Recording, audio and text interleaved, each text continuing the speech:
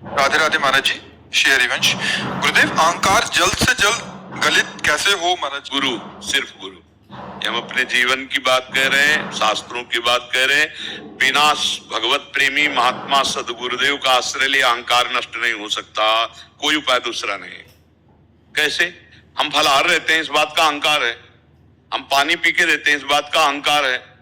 हम विद्वान, इस बात का अहंकार। हम ज्ञानी, इस बात का अहंकार। हम भजनानंदी, इस बात का अहंकार नष्ट होने का एकमात्र उपाय है संत सदगुरुदेव भक्त चरण रज। उनके सामने जब बैठते तब उनकी कृपा से जब लगता है कि अरे हम कहाँ हैं, हमारे अंदर जो कुछ है वो सब तो गुरु कृपा से है, वो तो हरिजू की कृपा से है, तब अहंकार का मर्दन होता है। नहीं, साधना का भी अहंकार होता है, अहंकार त्याग का भी अहंकार होता है, मान त्याग का भी अहंकार होता है। सबसे नीचे बैठ गए, आसन हटा दिया, और इस बात का अहंकार है कि मैं बड़ा दैन्य हूं। अहंकार बड़ा सूक्ष्म विषय है, बहुत सूक्ष्म। इसे केवल गुरु ही नष्ट करते हैं। तिनकी संगति रहत जाति कुल मद सब नंसई, संतत सेवक सदा भजत ये श्री हरिवंश।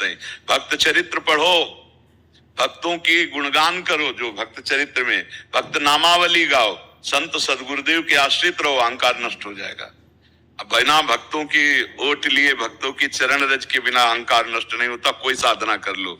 इसीलिए जब रहुगण ने कहा जड़ भरत जी से कि ये ब्रह्मबोध कैसे होता है, तो कहा रहुगण तपसा न याति न चेज्या न निरपणाद गृहाद्वा न छंदसा नैव जलाग्नि सूर्यो बिना महत्पाद रजो विषेकम।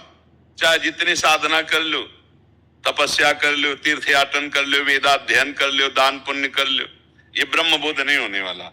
ये ब्रह्मबोध होता है, ब्रह्मबोध महापुरुषों की चरण रज का आश्रय लेने से।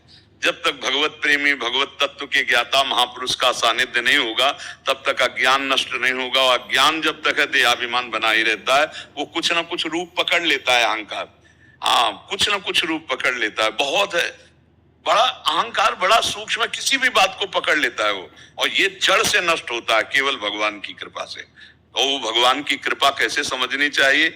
अब मुझा भरोस हनुमंता बिनु हरि कृपा मिले नहीं सुनता। भगवत प्रेमी महात्मा मिल जाए, उनका सानिध्य मिल जाए, उनके द्वारा बताई पद्धति से उपासना करें तो अहंकार का मिटिया मिट हो जाता है।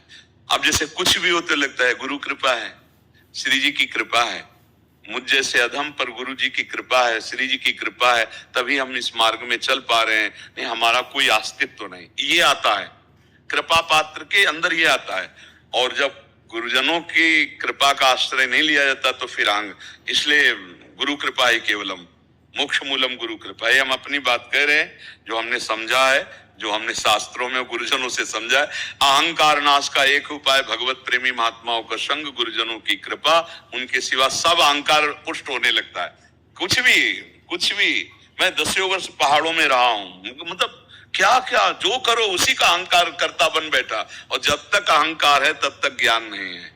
अहंकार विमूढ़ात्मा करता हम इति मन्यते, मैंने ये किया, मैं करूंगा, मैं ऐसा कर सकता हूँ, ये अहंकार ही है। ये बहुत सूक्ष्म है।